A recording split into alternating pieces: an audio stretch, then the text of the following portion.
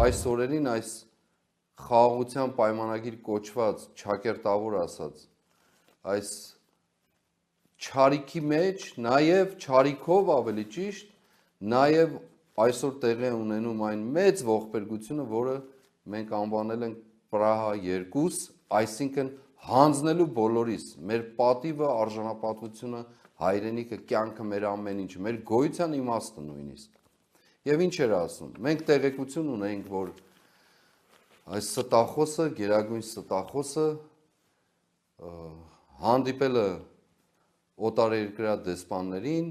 եւ ասել, որ հայտարարությամբ պիտի հանդես գա կամ դիմումով հանդես գա եւ այսպես դիմելով ժողովրդին կամ ինչ որ կերպով ժողովրդին հաղորդակից դարձնելով, որ այդ պայմանագրի հիշում եք 17 կետեր այլևս, որոնք վերջին 2-3 կետերը համաձայնեցված չէին, այլևս համաձայնեցված են եւ այլն եւ այլն։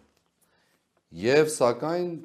ինչպես տեսնում եք, ոչ թե հայտարարությամբ հանդես եկավ կամ դիմումով ժողովրդին, այդ վճռական, ճակատագրական փաստաթղթի հետ կապված, այլ պարզապես իրեն հատուկ, յուրահատուկ մոլորեցնելու ճանապարհով, այսպես իմիջի այլոց դարձնելու, որպեսզի որևէ կերպով արձագանքը եւ անդրադարձը համարժեք չլինի, նախ արտգործնախարարի շրթունքներով եւ ապա թշնամու արտգործնախարարի շրթունքներով հայտարարվեց այդ մասին եւ ապա նա ստախոսը լրագրողների հետ ոտքի վրա այսպես իմիջի այլոց խոսեց այն մասին, որ միջանցքը հանձնելու ենք, տալու ենք, բառացի ասած, մնացած կետերն էլ համաձայնեցված են եւ ինչ էին այդ կետերը միջազգային կամ եվրոպական դատարաններից դատերը հետ քաշելը, այդքան գովերքված եվրոպական դիտորդներին կամ իրենք բնութագրած երրորդ ուժի ներկայության ողջ սահմանագծից հետ քաշելը, Ադրբեջանի հետ սահմանագծից, որի սահմանները ճշտված չեն որևէ կերպ եւ չեն էլ ճշտվելու բնականաբար, այլ միայն հանձնվելու է Հայաստանից տարածքներ, մեր հայրենիքը կտոր-կտոր ինչպես տեղի է ունենում եւ ինչպես ասացի միջանցքը եվրադատարաններից դատերի հետ քաշելը եւ նաեւ այդ եվրադիտորդների ուղղակիորեն չգոյությունը սահմաններ, որը այդքան գովերքում էին, փառաբանում էին եւ համարում էին որպես ինքնիշխանության եւ այլ այսպես զավեշտալի բնութագրումների արկայություն մեր կյանքում։ Ուրեմն եւ միևնույն ժամանակ ասում է, որ ժողովուրդը ամբողջությամբ տեղյակ է, ժողովուրդը ոչ մի բանից էլ տեղյակ չէ։